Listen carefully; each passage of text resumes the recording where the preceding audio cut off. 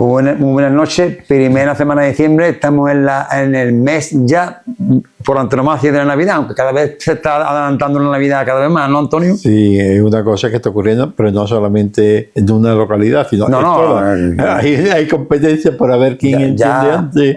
Yo creo que el detonante ha sido el alcalde de Vigo, que Abel Caballero, que lleva con el tema de la Navidad, que la está poniendo ya en octubre. Sí. Y cada vez vamos adelantando más la Navidad y la oferta, en fin. De eso vamos para otra vez, del espíritu navideño. ¿Y cómo nos comen el coco? Y como no, pues ahí voy, te digo de esos 5 los deditos de eso. Antonio, la semana pasada empezamos a hablar de una nueva ley, una nueva normativa de la Junta de Andalucía que hablaba del SAS, que hablaba sobre de dar a médicos contrato de trabajo en zonas rurales, ¿no? Sí, creo que eran en total, me parece que eran 360 plazas, de las cuales de ellas había una proporción de 20 o 40, no me acuerdo exactamente, en fin, un número determinado para pediatría. Y es porque hay zonas de difícil cobertura.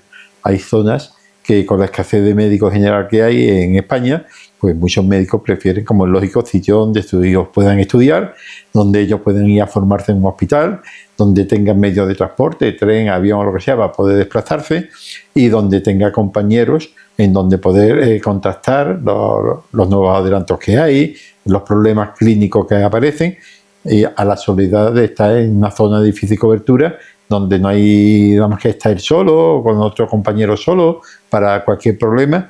Y entonces la Junta de Andalucía pues va a sacar ahora en el mes de diciembre ya un proyecto para que esas plazas se cubran sin necesidad de que los médicos hagan ningún examen, solamente por concurso de méritos. Es decir, que será por antigüedad, estudios, diplomas que tiene, cursos, pues las personas que quieran optar a eso pues podrán ir sin necesitar ninguna oposición, ningún examen, a cubrir esas plazas con un contrato, me parece que era mínimo de 2 años. Tienen que firmar por 2 años como mínimo. Entonces todavía hay ciertos puntos que no están, que todavía no ha llegado a aparecer, como son cómo puntúa exactamente, bueno, en fin. ¿Qué pasa después de los 2 años? Exactamente, si hay alguna gratificación económica además, para saber exactamente, porque claro, los desplazamientos para la ciudad y eso, pues para los estudios de los hijos no es igual que el que vive en una capital, para que le pueda compensar, sino es que no se va nadie. Es decir que, y entonces pues, en fin, una medida muy acertada y que tienen que puntualizar ciertos puntos todavía para saber exactamente los beneficios que van a tener estos médicos que opten a esas plazas. Bueno, en principio es una buena noticia, creo yo, ¿no? Porque es una medida más. Cuando lo han hecho, ahora, ¿por qué es? Porque antes no lo había. Claro. Y si no lo había, es que ha habido durante muchos años unas carencias. Unas carencias que no han cubierto y no han hecho bien. Es igual que lo que hablamos la semana pasada del déficit estructural. Es decir, a los médicos de los centros de salud y de los consultorios andaluces, yo creo que quizás del resto de España, pero estamos hablando de Andalucía, se le está dando la posibilidad de que pidan más pruebas diagnósticas, un TAC, una resonancia, tienen ecógrafos en las consultas, pero con la misma estructura de médicos que hace 20 años. Si hace 20 años los médicos estaban ya cubiertos, muchas veces con demora, no tantas como ahora, con lo que hacían, es decir, que ahora tienen que hacer más cosas, tienen que hacer ecografías, tienen que hacer informes y protocolos para poder mandarte al cardiólogo. Cuando te mandan las pruebas, interpretarlas para saber si hay algo grave o no. Sí, eso requiere más tiempo, pero no, con una persona. Es lo que ya estamos hablando. Era tener que hacer, que digo yo, en una fábrica 1000 coches, cuando antes hacía 500 el año anterior, con el mismo personal y la misma maquinaria. Hay ustedes claro. Que eso no puede ser. Tendría que aumentar el personal. Es decir, será todo más eficiente, porque el médico está cualificado, el médico de familia siempre lo he dicho, infrautilizado, igual que la enfermería. Los enfermeros terminan el bachillerato y después tienen que estar 4 años haciendo la especialidad de enfermería. Oye, no me lo ponga a tomar atención, a decirle al diabético lo que tiene que comer y de vez en cuando puede hacer un electro y 4 cosas más. Están muy cualificados para los hospitales y para los centros de salud. Pueden hacer muchísimas cosas. Y sin embargo, muchas veces están limitados a hacer cosas, y el médico de familia igual. Tiene una cualificación de 4 años después de aprobar de terminar la licenciatura, los estudios de medicina, tienen que hacer el MIR, que es 1 año o 2, como mínimo más, para preparar esta oposición, que no todos salen. Después de preparar, tienes que aprobar. Después 4 años de especialidad, pasando por un montón de servicios. Porque no me lo pone usted a consulta de 10 minutos, que está bien, hace 20 años. Pero está infrautilizado. Pero ahora, para muchas consultas no basta. Por ejemplo, una consulta de salud mental. Una persona llega al médico de familia, porque psicólogos hay poquísimos, me refiero, y para mandarlo al psicólogo o al psiquiatra tiene que mandar un informe con todo lo que tú le has visto, hacerle hacerle una serie de cosas, y si la cosa no es muy grave, pues el médico lo puede asumir, te pone tu tratamiento perfectamente. Ahora, cuando sea un problema ya que perdura o que eso, lo tiene que mandar al psicólogo, Claro. o lo tiene que mandar al psiquiatra, y con un estudio, un informe. Y hay que hacerle una serie de preguntas de cómo es su trabajo, su relación de familia, cuándo empezó, qué nota, qué no nota, y eso requiere un tiempo. Si un psicólogo, que nada más que el psicólogo, necesita como mínimo de 20 a 30 minutos en la primera consulta, el médico con 10 minutos, ¿cómo va a hacer lo mismo con un psicólogo?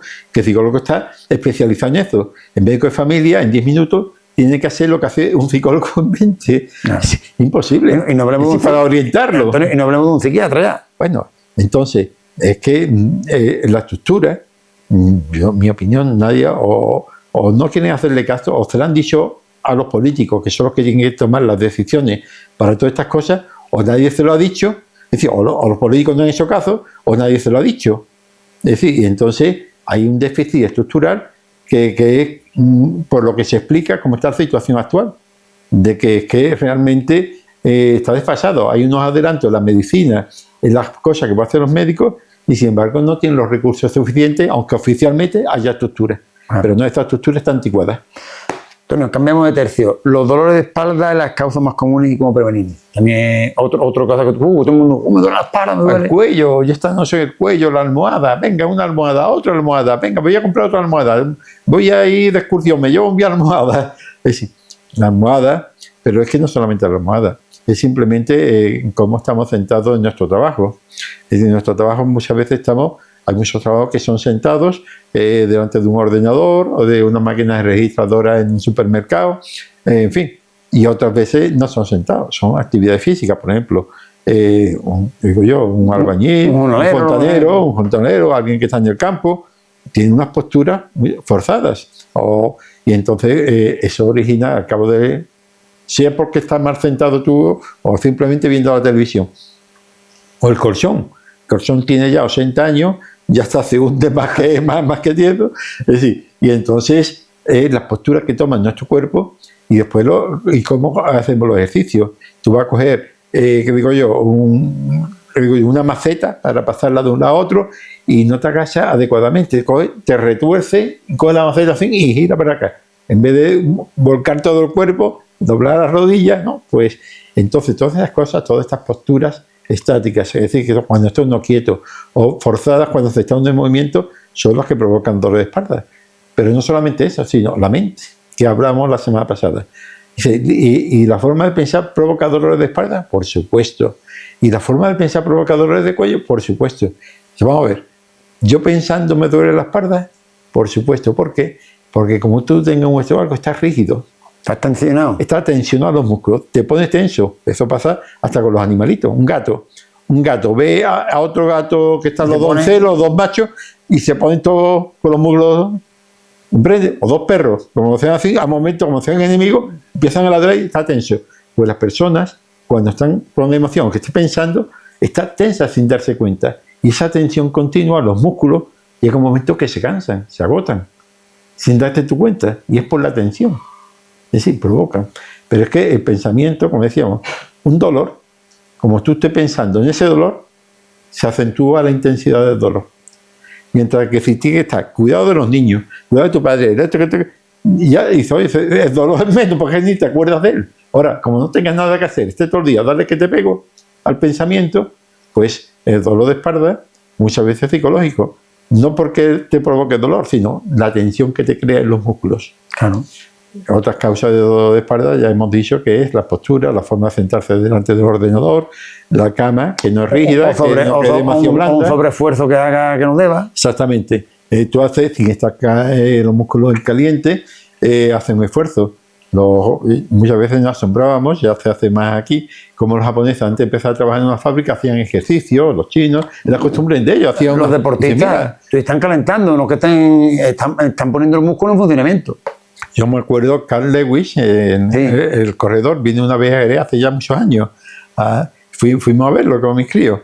Y, el hijo del viento, le llamaban, el hijo del viento. Y entonces todos los atletas, todos los corredores, antes hacen, bueno, los jugadores de fútbol, empiezan antes, un rato antes, media hora antes, empiezan a calentar. Y eso lo vemos todo tan normal.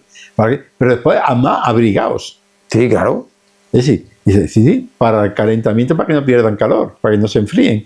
Entonces, estas cosas parecen tontería, pero en nuestra casa, una costumbre que debería adoptar todo el mundo es, al levantarte temprano, dedicar 5 o 10 minutos, que eso no es tiempo, hacer este estiramiento respiratorio, los tobillos, flexiones, cosas sencillas, y si no sabe, pues las aprende, va a un gimnasio, porque eso los chinos, ves personas mayores con 80 y 90 años haciendo en los parques públicos, haciendo este tipo de movimientos, ¿no?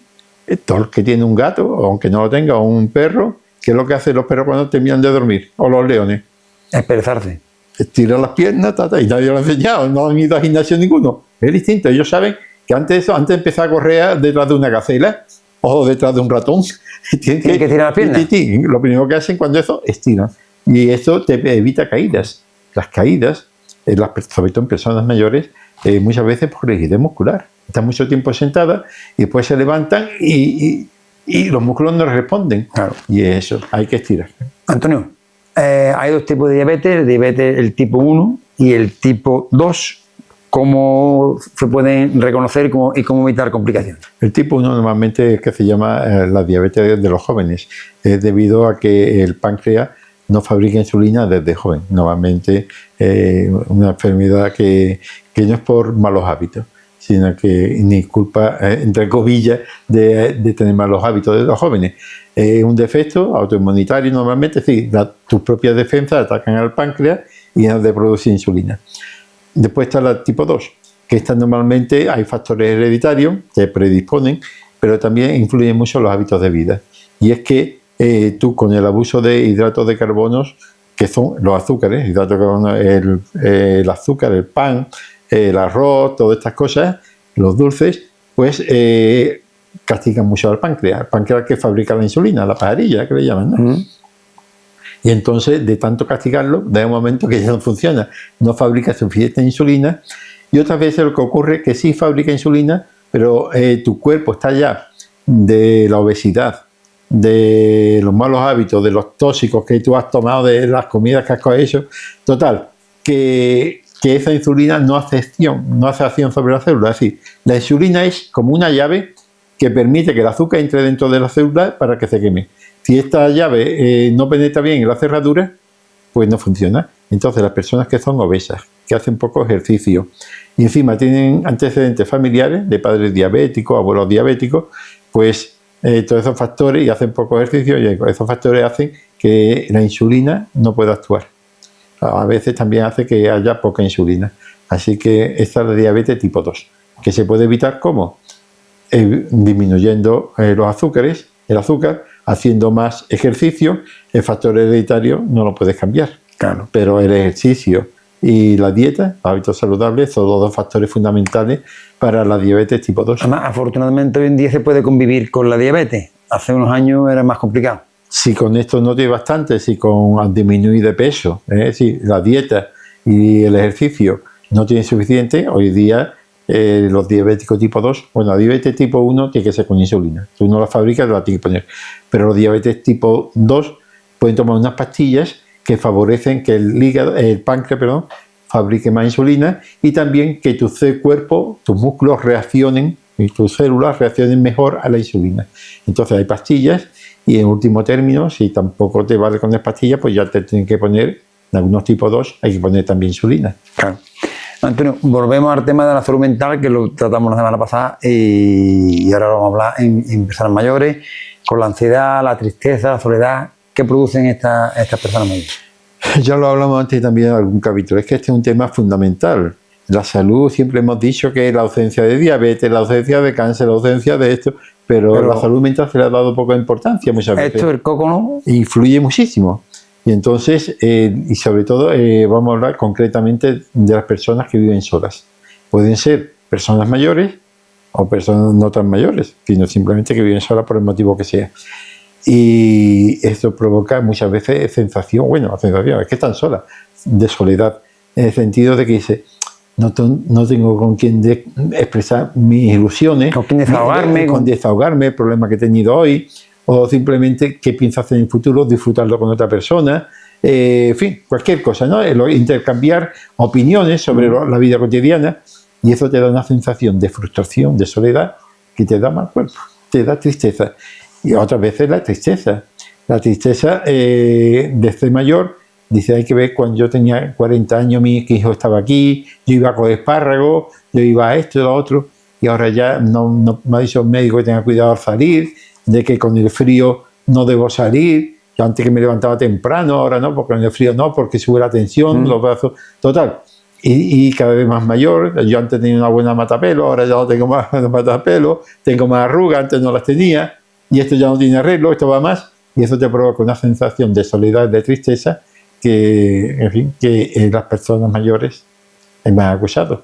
Entonces ciertas enfermedades, no, como decíamos, no es que la provoque la mente, pero favorece que se acentúen los síntomas y el malestar. Pero ese tipo de enfermedades o de sensaciones te puede llevar incluso a morir, vamos. Aquí dice, muere de tristeza. Es que la depresión o la tristeza inmotivada baja las defensas, está demostrado. Es decir, entonces no te provoca la enfermedad, pero tú al bajar la defensa estás más expuesto a una infección, a cualquier enfermedad que tú tengas, a que se acentúe por la baja defensa que te provoca los pensamientos. Es decir, que el pensamiento de por sí no causa la enfermedad, pero acentúa enfermedades que ya tú tengas y que son producidas por y aunque tú razones, sepa que esos pensamientos no son los que tienes que tener, no puedes evitarlo, que esa otra. Bueno, eso es la rumiación que se llama. Claro. Entonces, tener la cabeza amueblada es importante. Dice, ¿y cómo se amuebla la cabeza? Y eso es fundamental. Pues mira, hay varias cosas que podemos hablar. Una de las cosas que ya hemos hablado es andar. El andar acompañado. Claro. Con una persona, con dos, donde tú vayas intercambiando, una forma de relación social. Otra vez es tener una actividad. Antiguamente se hacía hacer un calcetín para mi nieto, voy a hacerle un jersey para para el vecino, un crochet. Pero hoy día ya apenas hay nietos porque hay pocos niños, o viven en La Palma. O en La Palma. Es decir, están por ahí, y entonces ya ni pasé punto a la que sepa hacerlo. Claro. Entonces hoy lo que sí hay una cosa que hay que fomentar, que es el hogar que le llaman de jubilados, participación activa, que hay ya en mayores activos. Mayores activos, cada año le cambian de nombre. Y entonces ahí, eso es lo que hay que fomentar, darle la mayor publicidad y las mayores facilidades posibles. Mira, si está bien organizado, tiene allí su bar, su poquito de bar, tiene su peluquería, tienen actividades para jugar al dominó, el billar, en fin, depende del pueblo, ¿no?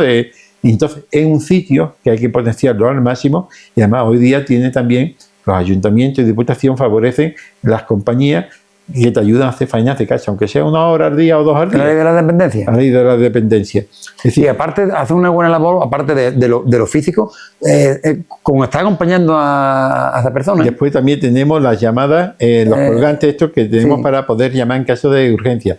Sí, si todas estas cosas nos podemos ver, que antes no las había. Antes lo que había era otra cosa, que eran los vecinos. Claro. Pero ya los vecinos no lo hay. Y entonces, con todas estas cosas hay que aprovecharlas al máximo. Saber que existen y saber potenciarlas, porque nos pueden ayudar muchísimo. Pero antes de cómo han cambiado los tiempos, y no hace tanto, los vecinos, tú tenías la llave de tu vecino y tu vecino tenía tu llave de tu casa. Totalmente. Por si hacía falta algo, si había dejado a tu hijo enfermo en casa para que le diera la huerta y tú no estabas, por si llegaba cualquier cosa, una bombona, por decirte cuál es.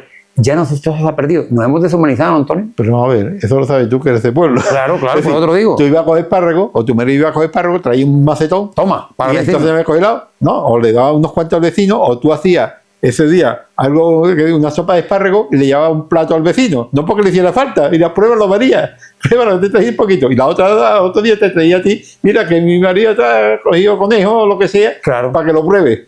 Y no es porque tuviera hambre, sino No. era cosas así, ¿no? Mira, fíjate, Mira que ha hecho un bizcocho. Toma, probarlo, tomarse un... y llegaba mi nieta, pero mi nieta iba a la casa de la vecina porque era también como de la familia. Entonces tu nieta estaba aquí, pero también estaba en casa de la vecina. Era diferente. Incluso hay vecinos que se llaman mejor que familia, ¿eh? Porque es que realmente tu familia puede estar hasta que tú tienes 18 o 20 años, que ya vuelas normalmente. Claro. Pero ya, bueno, ya un poquito más. Bueno, ya hasta los 40 está en tu casa. Y entonces tú desde los 23 o 24 años que te casabas, hasta que te hacías viejo, vivías con otra familia al lado, que no era la original. Hombre, la tuya es la tuya, pero que era otra porque la original estaba en otro lado. Y la que realmente tenía a tu lado era otra. Entonces eran dos familias. Una, la de sangre, y otra, la que realmente está a tu lado todos los días. Y eso ocurría antes. Pero ya esto no hay que volver a pensar. Eso lo había, lo vemos en las películas. Pues a mí me gusta muchas veces ver las películas antiguas, de estas españolas, porque te recuerda cuando tú eras chico.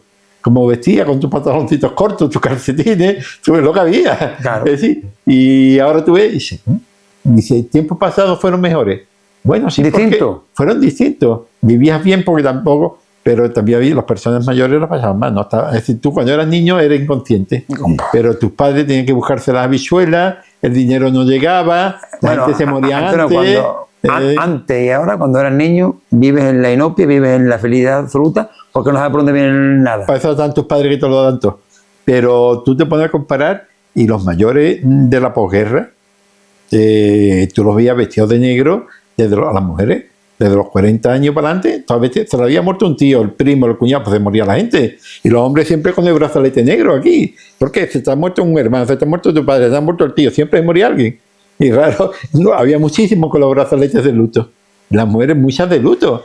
Y eso se ha perdido. Me acuerdo yo que era pequeño, pero se me quedó grabado a una señora que ya murió, evidentemente, vestida de negro riguroso, con un velo, pero... las medias negras, pero todos los días, hasta en verano. Mi alma se levantaba el verano mejor, pero yo decía, mamá, ¿esto qué es? No, que se le ha muerto el marido. Y era una costumbre que había en los pueblos muy arraigados. No todo el mundo, no todo el mundo, pero muchísima gente. Sí, no, y si no llevan tanto... Y ponerle al televisor o a la radio un trapo por lo harto, porque no. Bueno, pero no solamente eso, sino que antes, ¿cuántos hijos tenía un matrimonio? 6, 7, 8, 5 o 6 era normal. Claro. Pero también era normal que se te muriera alguno de meningitis, de no sé qué, de no sé cuánto. De polio, que también... De polio, y que se morían. Y gente, o se muriera un muchacho con 40 años de tuberculosis, o de no sé qué. Entonces ya eran los lutos continuos. Claro. Si no era por un hijo, era por un nieto, era por un nieto. O era por tu padre, era por tu madre, era por tu... Que los niños siempre vivían la inopia. Sí. Pero las personas mayores, y además, y lo que se ganaba entonces. Es decir, que entonces no había... Que ahora, bueno, quien más que menos tiene su televisor, su aire acondicionado. Lo que no se ganaba, Antonio, lo que no, se trabajaba más y no se ganaba. Exactamente, y medio de locomoción, el que tenía un burro para ir al campo. Pero ¿quién tenía coche? Los ricos. Sí, no estamos hablando hace 200 años, estamos hablando hace 50 o 60 años. Me decía mi abuela, que vivió en plena posguerra total, igual que tú, ¿no? Y me un poquito menos, pero mi abuela tenía ya 95 años, total. Y decía, el problema que teníamos nosotros no es que no tuviéramos dinero, es que no había cosas que comprar para comer. Las dos cosas. Sí, pero que más o menos... Sí. Y ahora el problema que tienen los jóvenes ahora, por ejemplo, son las viviendas. Son las viviendas, pero hay que recordar que antiguamente, me refiero a hace 60 años por ahí, tampoco la había. Es decir, que la gente vivía en patios de vecinos donde había un montón de vecinos, cada uno con una habitación, una cocina común, un retrete común. Es decir, eso era, me refiero después de la posguerra, los años 60, 50 y tantos. Y 80 y... Es decir, total. Y en muchos sitios, es decir, que ahora es un problema gordísimo la vivienda, pero que antes se vivía bastante mal, ¿eh? Es decir, muchas familias. Es decir, mal, y lo que pasa es que se aguantaba con lo que había, no había otra cosa. Bueno, pues trocáis. No, ahora tú, y me parece bien, que el problema de la vivienda es un problema enorme, que junto con la educación, la salud y demás, que los gobiernos influye el estrés, la ansiedad, la hipoteca que tiene que hacerte para 30 años, que tiene que tener 2 sueldos, porque si no te dan la hipoteca, si no es que no te dan la hipoteca, un sueldo, o no seas tú ministro o alguien así, no te van a dar hipoteca porque con un sueldo no te dan hipoteca. Así que La gente joven tiene el estrés, la ansiedad y los problemas que hemos dicho. Antonio, que se nos va a pasar el tiempo volando. Como siempre. Me gustaría ver tocar temas de los ictus y de los infartos en frío. ahora, Lo sí. tocaremos la semana que viene. Sí. Y ahora nos toca despedirnos, pero con nuestro mantra. Que no se olvide. Si no puedes acudir al médico, anula tu cita que otro paciente la podrá utilizar. Y pide cita telefónica siempre que no te sea necesaria la consulta presencial. Bueno, y abríguense y nos vemos la semana que viene. Muy buenas noches.